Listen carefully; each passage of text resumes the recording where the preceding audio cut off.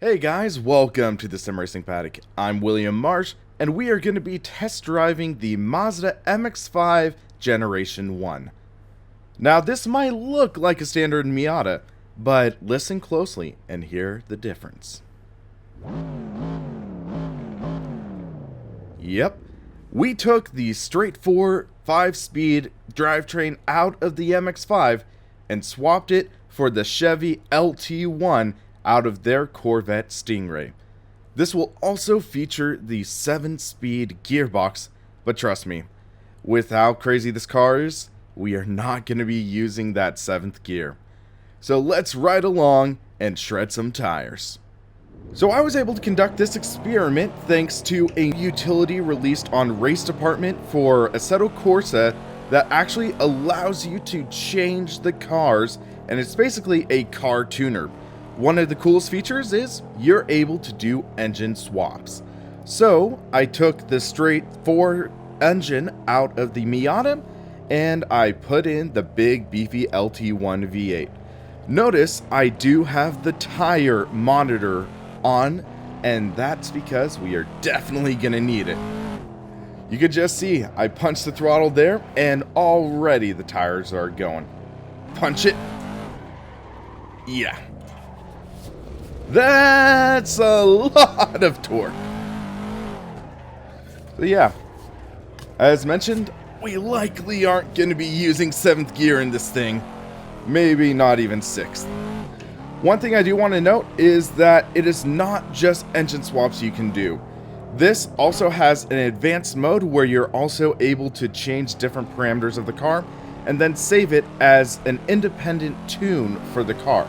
So this is independent from that Miata that comes with the Japanese pack DLC, and that means it's not going to overwrite any of the stock Kunos files. So, with that being said, this is an interesting tune. I swapped the engine and the drivetrain, as mentioned. I also beefed up the brakes a little bit so it'll stop a hair better. And also, I did add in the extra weight that comes from the engine and transmission. Still, this is a very light car. I want to say it's about 1,400 kilograms. So, this is still a very light car. And you can see it's very jumpy. Let's actually try to do a half decent lap here, though.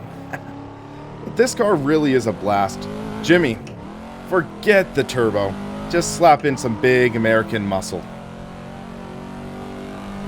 You can just see the car is fighting for grip. Just with the way it is on it and everything. And the thing is, because of this big engine, it does throw the weight balance off a little bit.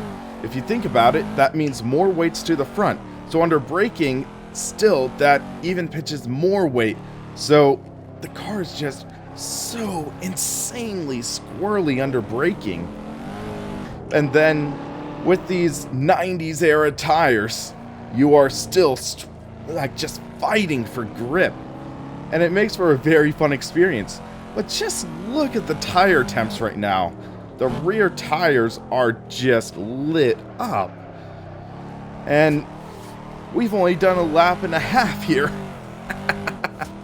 This thing is a blast. And that's one of the things that's fun about sim racing and utilities like this. You can just test out totally absurd combos. You can just slap a V8 in a 1990s era Miata and just hoon it around. Total insanity. Get the tires to almost 100 degrees Celsius. There's 100 degrees. And sheesh. Now you can see why this car is a hoot. I will provide a link below in the description to this tool. And yeah, this is so crazy, but it's a lot of fun. I want to do some more experiments with this tool. Like, I might see if I can replace the the Ferrari 6-cylinder engine out of the 2017 Formula 1 car and I could see if I could put in the V10 from the Ferrari F2004. That would be an interesting experiment. See how the times would compare, how the performance would be. I think that's a fun experiment. What other weird combinations would you like me to try out? Let us know in the comments. Also, if you like this video, please hit that like and subscribe button and help keep us on track. For the Sim Racing Paddock, I'm William Marsh, and you have a great rest of your day. Woo! Yeah!